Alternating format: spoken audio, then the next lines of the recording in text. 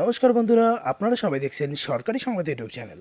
বন্ধুরা, একদিকে যেমন আবারও মুখ্যমন্ত্রী পদে বসা মাত্রই মমতা বন্দ্যোপাধ্যায় গরিবদের জন্য একের পর এক নতুন নতুন সুযোগ সুবিধা দেওয়া শুরু করেছেন, আর অপরদিকে কিন্তু মোদিজির কোনো প্রকল্পেরই কথা শোনা যাচ্ছে না।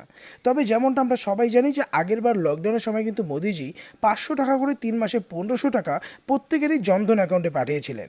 তো এবার অনেকেরই মনে একটাই প্রশ্ন উঠছে যে এই লকডাউনের সময়ও কি এবারেও মোদিজির তরফ থেকে আমরা কোনো সুবিধা পাবো কি পাবো না। তো আপনাদের আমি জানিয়ে দিই যে এবারেও কিন্তু আমরা মোদিজির তরফ থেকে 500, 1000 বা 1500 নয়, সরাসরি 5000 টাকা আমাদের ব্যাঙ্ক অ্যাকাউন্টে পেতে চলেছি। তো এখানে দেখুন হেডলাইনে পরিষ্কার করে বলা হয়েছে যে এইমাত্র মোদিজি বিরাট বড় ঘোষণা করলেন, কল্পতরু মোদিজি 5000 টাকা করে দেবেন পশ্চিমবঙ্গের সমস্ত মানুষদের। জনধন অ্যাকাউন্টের সঙ্গে আধার লিঙ্ক করলেই মিলবে 5000 টাকা।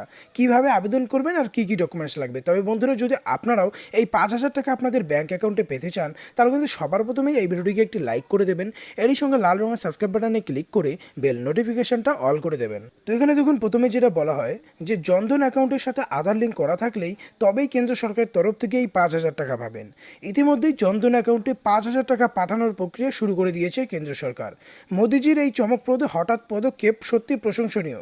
এরই সঙ্গে নিচে বলা হয় যে এই যোজনার মূল উদ্দেশ্য হলো প্রত্যেকের পরিবারে ব্যাংকিং পরিষেবার সঙ্গে যুক্ত করা।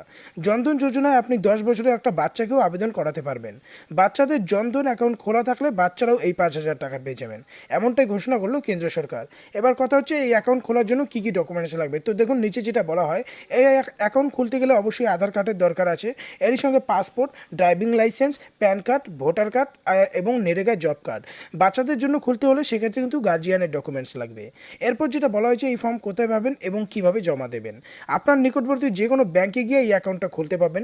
ব্যাংকে গিয়ে জনধন অ্যাকাউন্টের কথা বললে সেখানে আপনাকে ফর্ম দেওয়া হবে, সেই ফর্মটা সেখানেই ফিল আপ করে সেই ব্যাংকেই জমা করতে